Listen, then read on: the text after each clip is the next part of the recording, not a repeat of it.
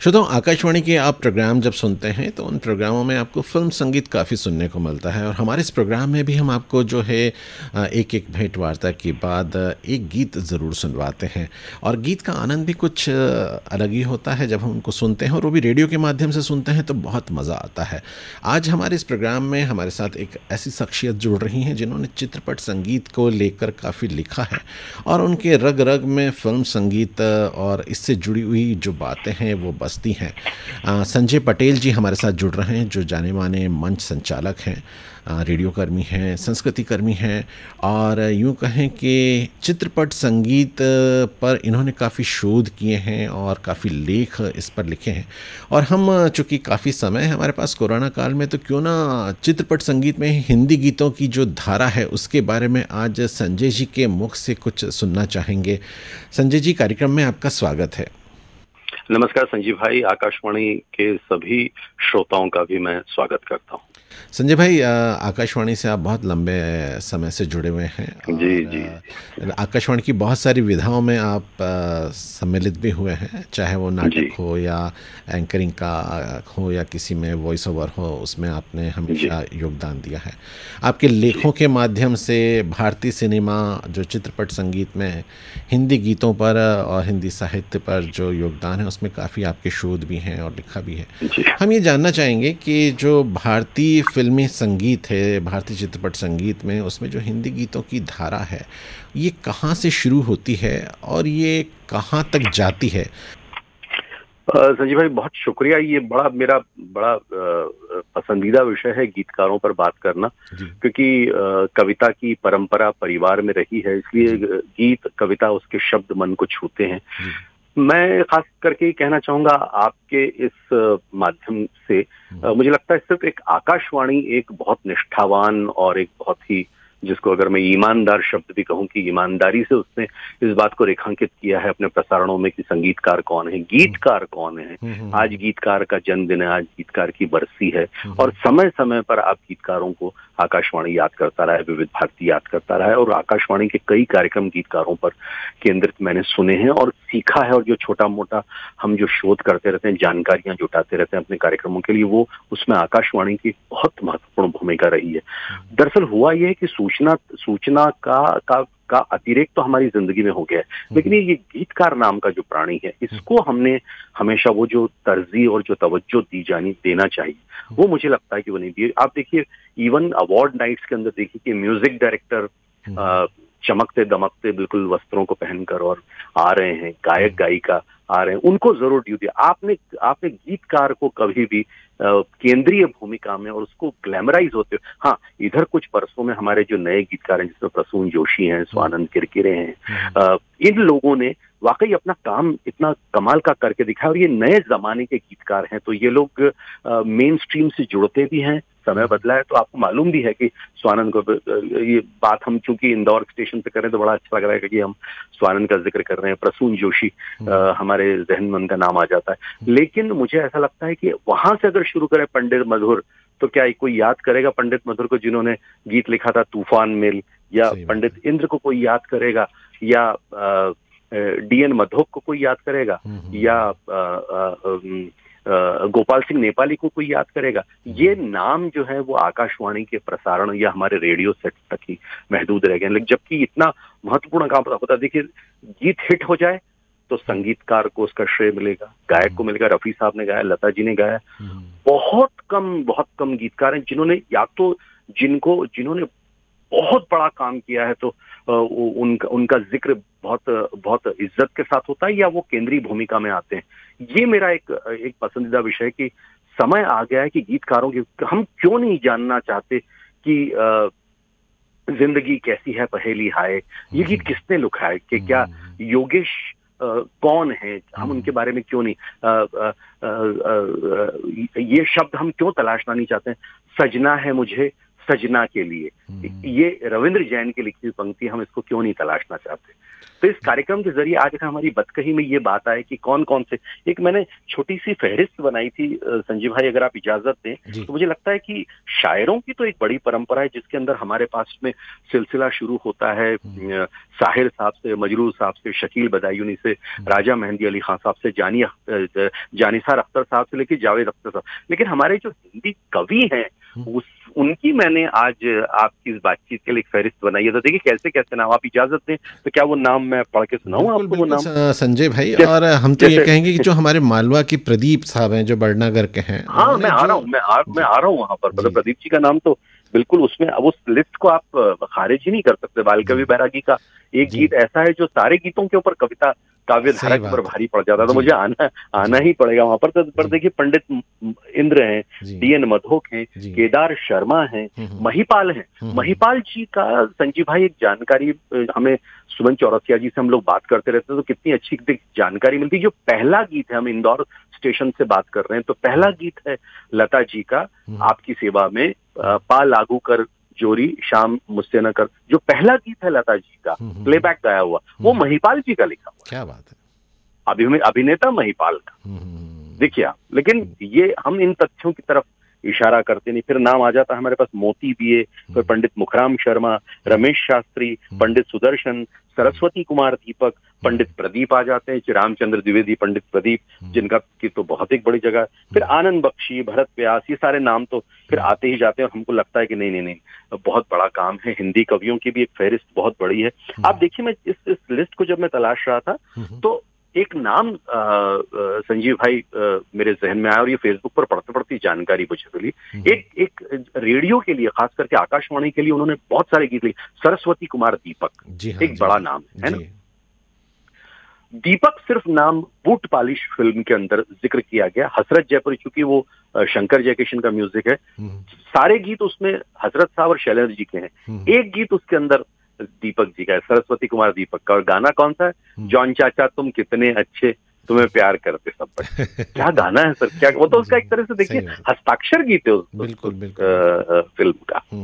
पर ये है कि विस्मृति में चीजें चली जाती हैं। हिट हो गया तो संगीतकार, पिट गया तो बोले एक गीत किसने लिखे थे, कोई अश्लील हो गया तो फट से पूछना चाहेंगे कि चोली के पीछे क्या है, किसने लिखा था। फिर तो ढूंढ चालू हो जाती है। जी। ये मैं चाहता हूं कि गीतकारों का जो एक अवदान है, देखिए वो तो खला में से, शून्य में से संगीतकार ढूंढ कर लाता है। उसका काम, मैं उसको सबसे नंबर 1 पर रखता हूँ। सबसे बड़ा है संगीतकार, फिर है गीतकार, और आखिर में है गायक, और फिर अभिनेता अभिनेत्री आते हैं। मेरा तो क्रम मैंने इस तरह से बना रखा है।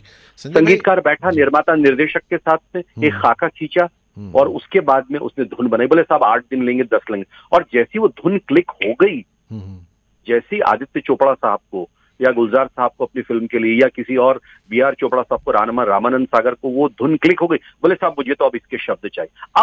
अब चालू होती है क्लास संगीतकार और गीतकार के, कि ये मीटर तय है, इस मीटर के अंदर आपको मुझे लिख के देना है। आप देखिए कितना बंधन। चित्रपट संगीत में 2 तरीके से संगीत कंपोज होता है। पहले या तो धुन बन जाती है और उस धुन के मीटर के हिसाब से गीत लिखे जाते हैं, या फिर पहले गीत ले लिया जाता है और उस गीत के हिसाब से फिर उसकी धुन बनाई जाती है। पर जो आपने पहले बात बताई संजीव भाई, वो काम ज्यादा होता है। धुन पहले होती है, और उस पर उस मीटर के अंदर कहा जाता है कि आप लिखिए, ऐ मालिक तेरे बंदे, हम आपको इसमें इस मीटर में लिख के लाना, आपको ना ना ना ना ना ना ना ना ऐसा कर दिया तो लाइए अब उसके अंदर आप उसको मतलब ये कि जो उसमें जितनी मात्रा है, जितने उसका वो मीटर है, उस मीटर से बाहर नहीं जा सकता। उस छंद विधान में बैठाना है आपको। जी।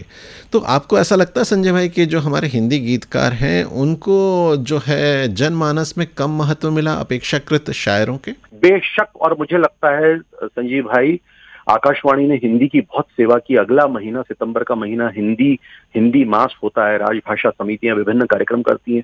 मैं कहता हूं हमने बहुत नुकसान किया है। वो सब लोग इसके जिम्मेदार हैं जो हिंदी गीतकारों को हिंदी साहित्य के अंदर स्थान। क्या पंडित नरेंद्र शर्मा को आप भुला सकते हैं, जिन्होंने ज्योति कलश छलके जैसा गीत लिखा है, सही बात, स्वागतम अथ स्वागतम जैसा गीत लिखा है, या विविध भारती के लिए पहला गीत लिखा है नाच रे मयूरा, प्रसारण ही उससे हुआ है। आज विविध भारती शुरू हो रहा है मुंबई से, और लीजिए सुनिए पहला गीत नाच रे मयूरा, मन्ना डे गा रहे हैं, और अनिल विश्वास का संगीत। क्या कमतर गीत है वो, साहित्य में उसको स्थान नहीं मिलना चाहिए?